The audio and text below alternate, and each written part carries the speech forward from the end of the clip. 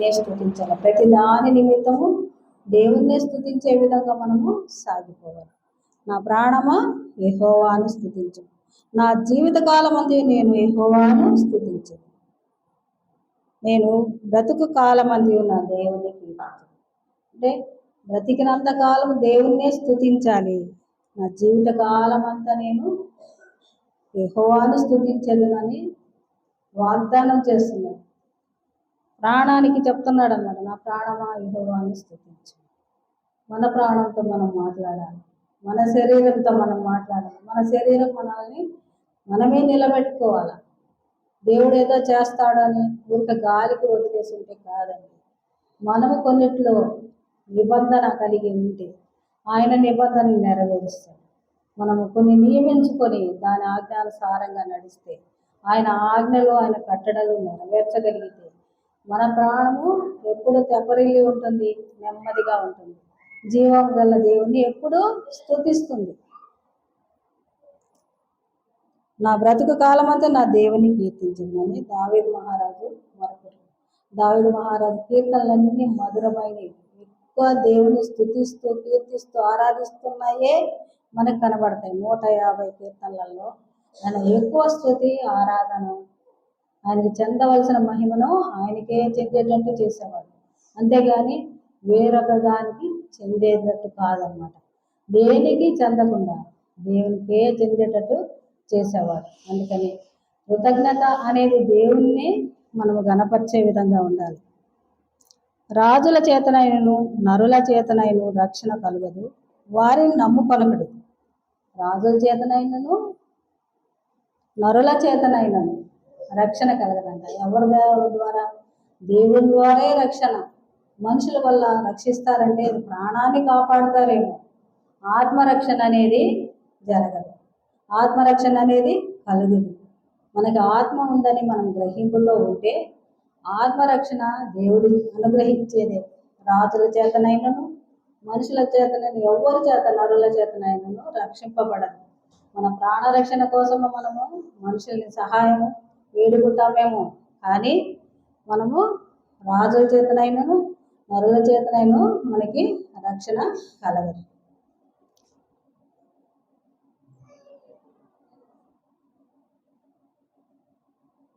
వారి ప్రాణము వెడలిపోవును, వారు మండిపాలగుదురు, వారి సంకల్పము నాడే నశించు. అంటే మనుషులు నమ్ముకున్న వాళ్ళు, లోకాన్ని శరీరాన్ని నమ్ముకున్న వాళ్ళు ఏమైపోతారు? వాళ్ళ ప్రాణము వెడలిపోవును, వారు మండిపాలగుదురు, వారి సంకల్పములు నాడే నశించునంట.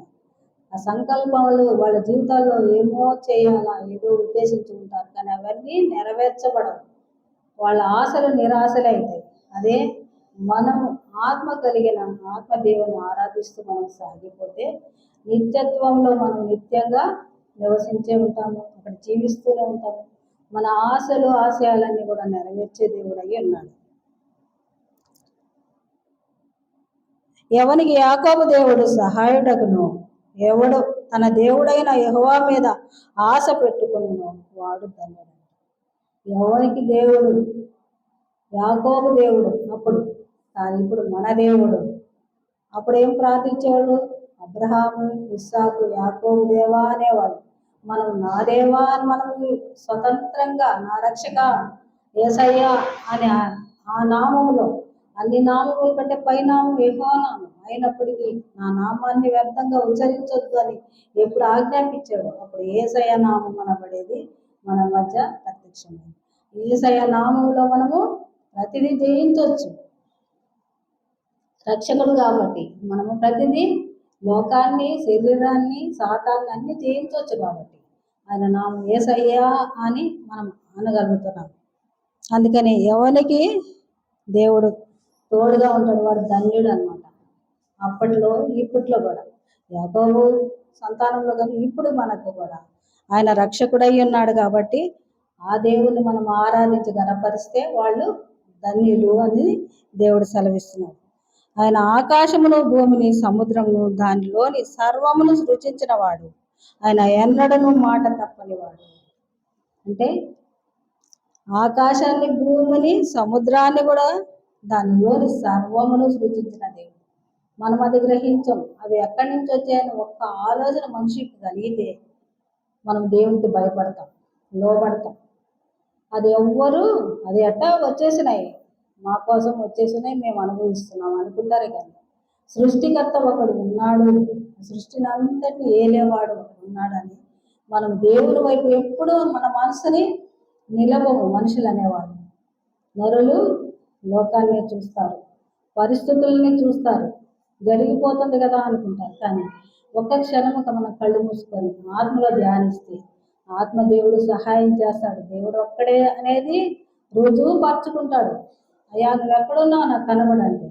కనబడే దేవుడై ఉన్నాడు, మాట్లాడే దేవుడై ఉన్నాడు, నడిపించే దేవుడై ఉన్నాడు. అందుకని మనం ఆ రక్షకుని మనం వెంబడించము, పరిశుద్ధాత్మని మనం చేర్చుకో. అందుకనే మన జీవితంలో ఆ ముఖ్యమైన ఘట్టాలు మనం చేయగలిగితే నిత్యత్వంలో మనం నిశ్చింతగా ఉండగలం. ఆయన ఎప్పుడు మాట తప్పే దేవుడు కాదంట. ఎందుకని వాగ్దానం ఇచ్చిన వాడు నమ్మదగిన వాడు, మనమే నమ్మకం లేని వారం కాబట్టి ప్రతి క్షణంలో పడిపోతుంటాము, లొంగిపోతుంటాము, పరిస్థితులకు కుంగిపోతాం. కానీ మాట తప్పని వారి వైపు మనం చూస్తే మన జీవితంలో ఎప్పుడూ సమాధానమే ఉంటుందండి. బాధపరచబడి వారికి ఆయన న్యాయం తీర్చును, ఆకలి కొనిన వారికి ఆహారము దయచేయను, యెహోవా బంధింపబడిన వారిని విడుదల దయచేయను. అంటే సాతాను బంధకాల నుంచి విడిపిస్తానంటున్నాడు, ఆకలి కొనిన వారికి ఆహారం ఇస్తానంటున్నాడు. యెహోవా బంధింపబడిన వారిని ఏ కట్ల చేత బంధింపబడిన పాపపు కట్ల చేత అవన్నీ విడుదల దయచేస్తాడు. ఆయన వాగ్దానము నమ్మదగినది. అందుకే మాట ఇచ్చి నెరవేర్చువాడు అని పైన ఇచ్చాడు అన్నమాట. అందుకని ఆయన నమ్మాడు, దావీదు పొందుకున్నాడు, దావీదు మహారాజు. మనకు కూడా అవే రాశాడు అన్నమాట ప్రవచనాల ద్వారా. ఆ ప్రవచనాలను మనం నమ్ముకుంటే మనము జీవితంలో నిశ్చింతగా ఉండగలం. ఒక తప్పిదం వైపు చూస్తాం, ప్రతి ఒక్కరిని వేలెత్తి ఒక వేలు చూపిస్తాం.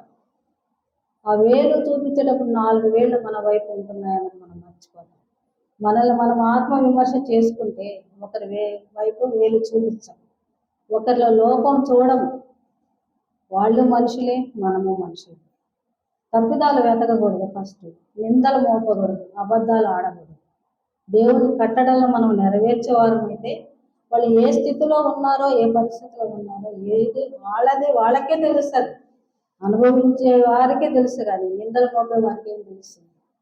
అందుకని మన నిందించే ఆ పాపంలో మనం చిక్కుపడకుండా ఉంటే మనకి క్షేమం. యెహోవా గుడ్డివారి కన్నులు తెరవ చేయవాడు, యెహోవా కృంగిన వారిని లేవనెత్తువాడు, యెహోవా నీతిమంతులను ప్రేమించేవాడు.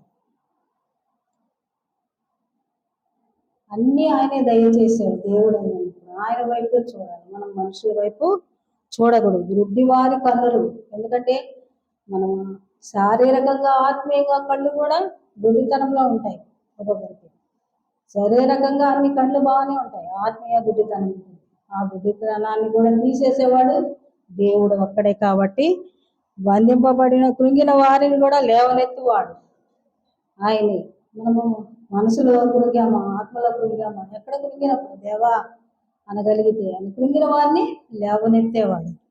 మనుషులు చేయిస్తారు, ఒకసారి వదిలిపెడతారు, ఒక్కోసారి లేపుతారు. లేపు నిలబెట్టగలరే కానీ సమస్యకి పరిష్కారం ఎవరు ఇవ్వగలరు? మన సమస్య మనమే అనుభవించాల్సి వస్తుంది. అందుకనే ఆయన కృంగిన వారిని లేవనెత్తగలవాడు. యెహోవా నీతిమంతులను ప్రేమించేవాడంట. యెహోవా నీతిమంతులుగా ఉంటే మనము ఆయన ప్రేమించే దేవుడై ఉన్నాడు. మనలో ఏం చూస్తాడు? ఆయన నీతినే చూస్తాడు, నిర్మలత్వాన్ని చూస్తాడు, తగ్గింపుతనాన్ని చూస్తాడు, ప్రేమించే గుణాన్ని చూస్తాడు. ఇవన్నీ మనలో కలిగి ఉన్నాము. ఆయన నీతిమంతులు ప్రేమించే దేవుడై. ఆయనకి నీకు ఎంత ఆస్తుంది, నువ్వు ఎంత బలం ఉంది, ఎంత అందంగా ఉన్నావు, అంత అందహీనంగా ఉన్నావా, ఇవన్నీ దేవుడు చూసే దేవుడు కాదు. ప్రతి ఒక్కరిని ఆయన స్వహస్తాలతో సృజించి ఉన్నాడు. కాబట్టి ఆయన నీతిమంతుల్ని ప్రేమించే దేవుడు అయినాడు.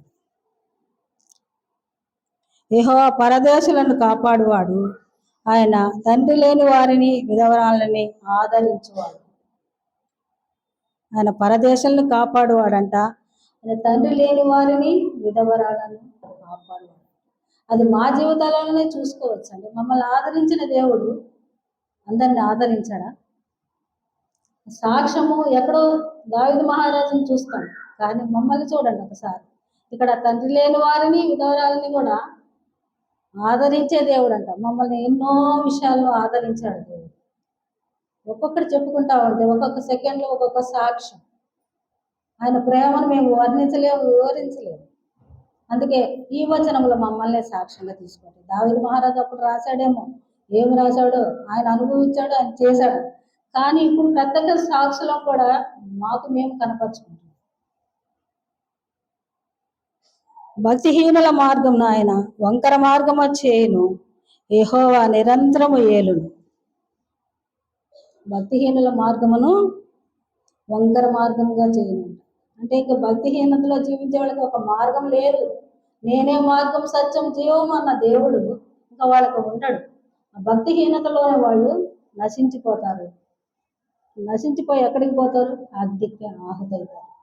పరదేశంలో వాళ్ళకి స్థానం ఉండదు. అందుకని భక్తిహీనుల మార్గం ఆయన వంకర మార్గంగా చేయనంట. వదిలిపెట్టేస్తాడు. ఇంకా ఎంతకాలం చూస్తాడు, ఎంతకాలం ప్రేమిస్తాడు, ఎంతకాలం సహిస్తాడు, వదిలిపెట్టేస్తాడు. ఆ స్థితిలో మనము ఏ దానిలో కూడా తప్పిపోకుండా ఆయన్ని ప్రేమించే వారంగా, అనుసరించే వారంగా మనం సాగిపోవాలి. యెహోవా నిరంతరము ఏలును, సియోను నీ దేవుడు తరములన్నిటిలో రాజ్యము చేయును. యెహోవాను స్తుతించు. యెహోవా నిరంతరం ఏలేవాడు అంటే ఇంక ఏ ఒక్క రాజ్యము నిలబడదు. శాశ్వతమైన రాజ్యం, నిరంతరం ఉండే రాజ్యం దేవుని రాజ్యం. ఆ రాజ్యంలో మనల్ని ఆయన సియోను నీ దేవుడు తరములన్నిటిలో రాజ్యం చేయడు. ఏ తరానికైనా ఇప్పటికి ఎన్నో తరాలు గతించిపోయింది. ఇంకా రాబోయే తరాల్లో కూడా దేవుడే రాజ్యం చేస్తానంటున్నాడు. ఆయన రాజ్యంలో మనము నిమ్మలంగా ఉండాలనుకుంటే ఆయన్ని అనుసరించి ఆయన అడుగుజాడలో దేవుని ప్రేమిస్తూ సాగిపోవాలని కోరుకుంటున్నానండి. యెహోవాను స్తుతించుడి అంటున్నాను. అందరం కలిసి దేవుణ్ణి స్తుతించే వాళ్ళంగా ఉండాలి, దేవుని గణపరిచే వాళ్ళంగా ఉండకూడదు. కేవలం దేవునికే చెందాలి మన స్తుతి యావత్. దేవుడి గొప్పగల వాక్యం దీవించబడింది కాక స్తుతిలోకి వెళ్దామండి. పురుషులు ఇద్దరు, స్త్రీలను ఇద్దరు స్తుతించవలసిందిగా కోరుచు.